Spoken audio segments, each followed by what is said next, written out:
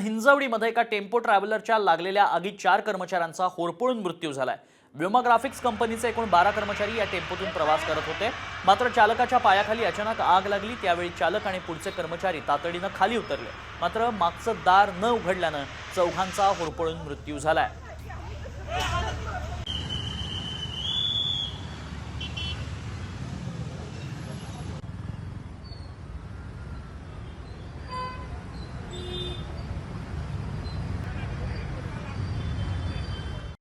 Comscore नुसार आता isakal.com आहे देशातील नंबर 1 ची मराठी न्यूज वेबसाईट। प्रत्येक अपडेटसाठी isakal.com ला नक्की भेट द्या।